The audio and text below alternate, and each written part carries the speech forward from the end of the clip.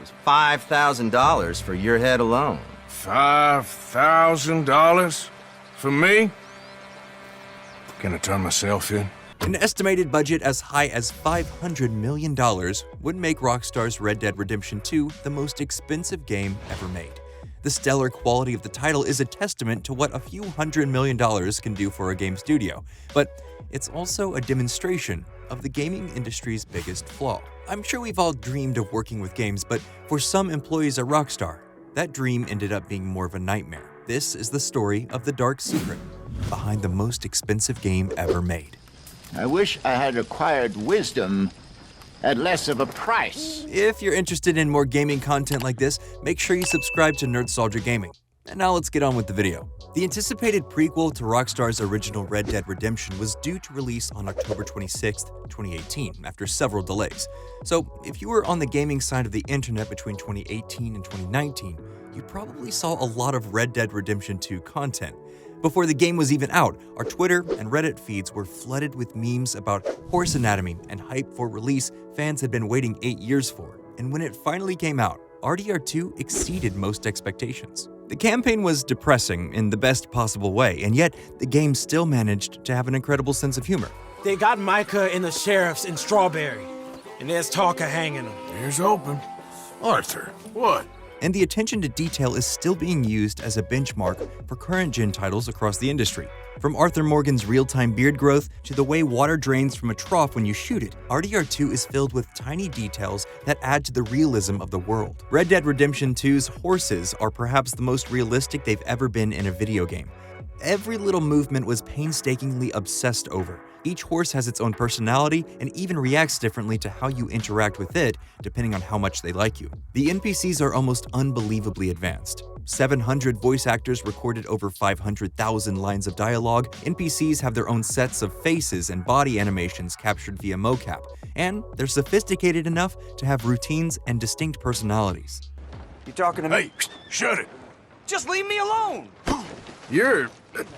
This ain't happening! Lord. Not to mention how beautiful the game is graphically. One look at an in-game environment will prove the point. But once again, it's the little details that are the most impressive. I mean, if it's sunny, you'll actually see the light shine through people's ears. That's wild. We could probably sit here all day and rhyme off hundreds of these details. I mean, it really is unbelievable how much care and attention went into making this game. And all of this was only possible due to the shockingly massive budget, which again is estimated to be as high as $500 million.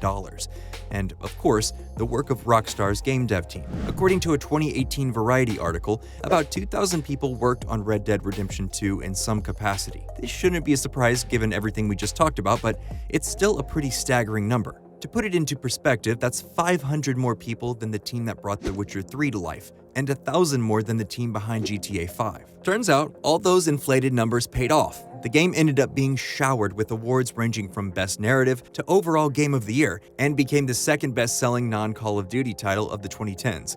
It raked in over $700 million in its first week of release, and Rockstar was ecstatic. Drinks all around, it was time for the company to celebrate their massive success and report that success to every news outlet they could. But the gilded release of Red Dead Redemption 2 was hiding something terrible just under the surface. Oh, you moron, Morgan. Days before the game was due, articles started to pop up after an interview with Dan Houser made the rounds. In the interview, Rockstar's co-founder and head writer of RDR2 stated that they were working 100-hour weeks throughout much of 2018 leading up to the game's release. That's more than 14 hours a day if you're working 7 days a week. Obviously, this was concerning for a lot of the gaming community. Crunch, or forced overtime, is a serious issue that runs rampant throughout the industry. Many of our favorite games were made by overworked and underpaid developers under a tight deadline. And here was the co-founder of Rockstar apparently boasting about it. Houser would go on to further explain himself, saying that overtime was never mandatory and that it was mostly the senior writing team working those late hours. But it was too little too late. The internet was quickly set alight by outrage, and many current and former employees of Rockstar were stepping in to provide their own anecdotes. To the company's credit, there were devs that spoke highly of company culture and said they never felt the pressures of crunch, but just as many, if not more, were very critical of Rockstar's practices.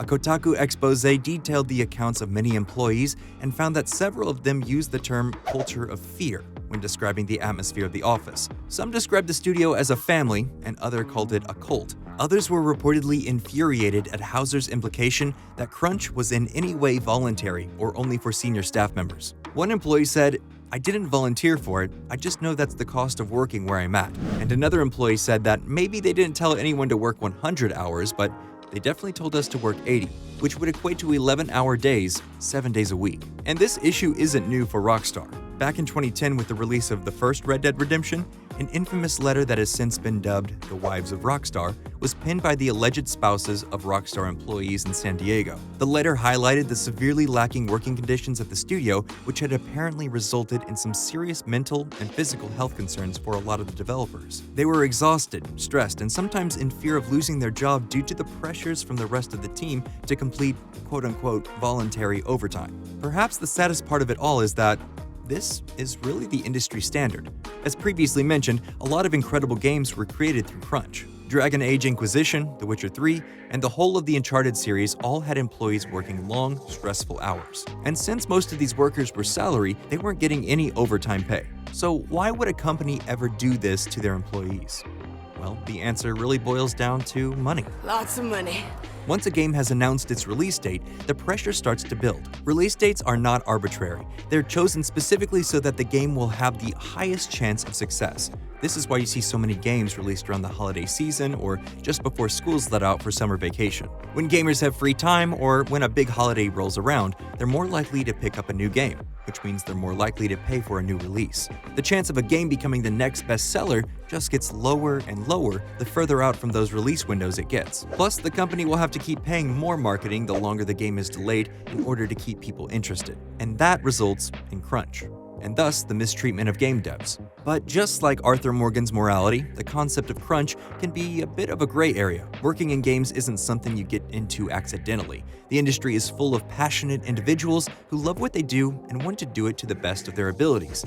And sometimes that means putting in extra hours. And we've seen what that effort can do. It can be the difference between a good game and a game of the year, or even a game of the decade. But crunch isn't a magical way to consistently churn out quality video games.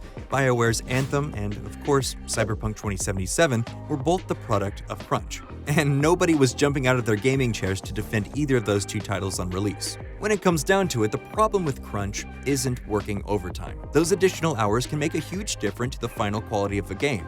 The problem is demoralizing your employees and working them to a point of mental and physical exhaustion, all for an all-important deadline. It's the idea that if a dev doesn't overwork themselves, they'll lose their position because there are hundreds of other people who want their job. And most importantly of all, it's the prioritization of money over human well-being. At this point, you might be wondering if there's a solution to all of this. If crunch can ever be a thing of the past in the gaming industry. But I think as long as profit margins continue to be the driving reason for video game production, crunch will always be a looming possibility. Just like with Red Dead, companies might drop hundreds of millions of dollars on a game, but Rockstar made their estimated $500 million budget back in less than a week. The real cost is the health of the people making the games we love so much. Senior staff members will keep making their money piles, and the devs under them will continue to be exploited. Thank you so much for watching this video. If you liked it, make sure you like and subscribe to the channel. And if you've watched it all the way to the end, we'd love to hear your thoughts on Red Dead Redemption 2 and the gaming industry's crunch problem. See you next time.